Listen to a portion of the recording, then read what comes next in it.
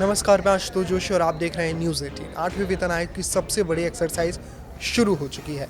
तमाम कर्मचारी और पेंशनर संगठनों ने ऑनलाइन मेमोरेंडम में जो मांगे की थी, जो भी सुझाव दिए हैं, उन पर आयोग मंथन कर रहा है। इसी के साथ अलग अलग शहरों में बैठकों में संगठनों ने जो सुझाव और मांगे सामने रखी, उन पर भी विचार किया जा रहा है। हालिया बैठक पिछले दिनों उत्तर प्रदेश की राजधानी लखनऊ में हुई। इसमें कर्मचारी संगठनों ने सैलरी, पेंशन, फिटमेंट फैक्टर समेत कई विषयों पर अपनी बातें रखी। 8वें वेतन आयोग की टीम ने 2 दिन तक सुबह से शाम तक अधिकारियों, कर्मचारियों के संगठनों के प्रतिनिधियों के साथ बातचीत कर उनके सुझाव लिए। इसमें संगठनों ने वेतन, पेंशन, भत्तों के साथ ही जो वार्षिक वेतन वृद्धि है, उसको लेकर अनुग्रह राशि बढ़ाने जैसी कई मांगे रखी। तो ऐसे में जानते हैं कि 8वें वेतन आयोग की हालिया मीटिंग में क्या-क्या हुआ। Fitment factor, minimum salary, pension और भत्ता। All India federation of diploma engineers ने नेशनल प्रेसिडेंट एनडी द्विवेदी की अगुवाई वाले प्रतिनिधिमंडल ने फिटमेंट फैक्टर 3.93 रखे जाने की मांग की है।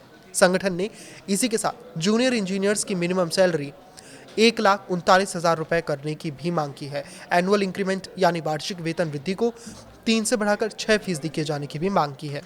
संगठन ने अतिरिक्त योग्यता के लिए 10% भत्ता दिए जाने की मांग की है। वहीं ये भी सुझाव दिया है कि केंद्रीय कर्मचारियों के जो बच्चे हैं, उनके लिए उच्च शिक्षा के लिए 10,000 रुपये महीने दिए जाएं। 8वें वेतन आयोग से HRA यानी मकान किराया भत्ता शहरों की कैटेगरी यानी X, Y और Z के अनुसार 45%, 40% और 35% रखे जाने का सुझाव दिया गया है।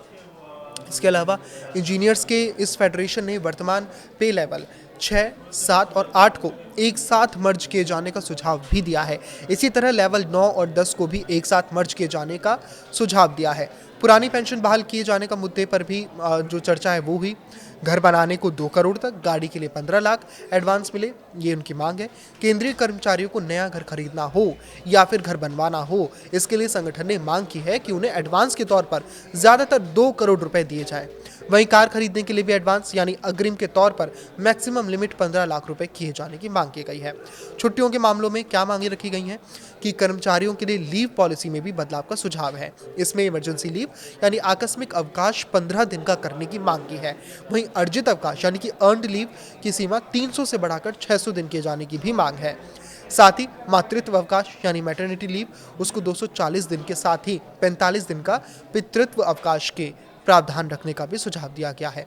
कर्मचारी के निधन पर परिवार को मिले 2 करोड़। संगठन ने बैठक में सुझाव दिया कि ड्यूटी के दौरान अगर किसी कर्मचारी का निधन हो जाता है तो उसके परिवार को आश्रित को, जो भी उसके परिवार में आश्रित हो, उसको दी जाने वाली अनुग्रह राशि की अधिकतम 25 लाख रुपए को बढ़ाकर सीधा 2 करोड़ रुपए कर देना चाहिए।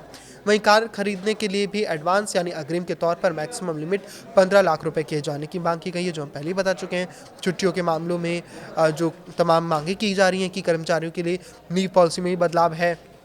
इसमें इमरजेंसी लीव आकस्मिक अवकाश यानी कि 15 दिन का करने की मांग रखी गई है और अर्न लीव 300 से बढ़ाकर 600 किए जाने के साथ ही जो पितृत्व अवकाश है उसको दिए जाने का भी सुझाव है।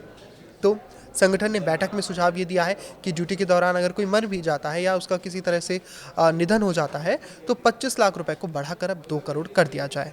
और ग्रेच्युटी की लिमिट पर भी क्या बातें हुई उसकी बात करें तो एलटीसी सुविधा में 4 साल में 1 बार देश में, जबकि पूरे सेवा काल में 2 बार अंतर्राष्ट्रीय सुविधा दिए जाने का सुझाव दिया गया है। प्रमोशन के मुद्दे पर संगठन ने 6 साल, 12 साल, 18 साल, 24 साल और 30 साल की सेवा अवधि पर 5 बार प्रोन्नति देने की मांग की है। वहीं दूसरी ओर ग्रेच्युटी की मैक्सिमम लिमिट 75 लाख रुपए किए जाने का सुझाव दिया है।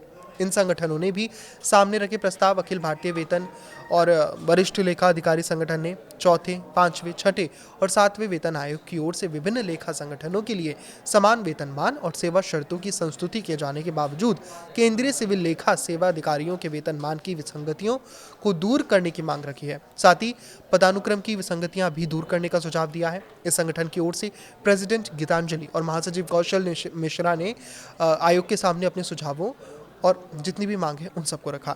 दूसरी ओर allied health professional directorate of ordnance factory hospital association भी इन बैठकों में शामिल हुआ।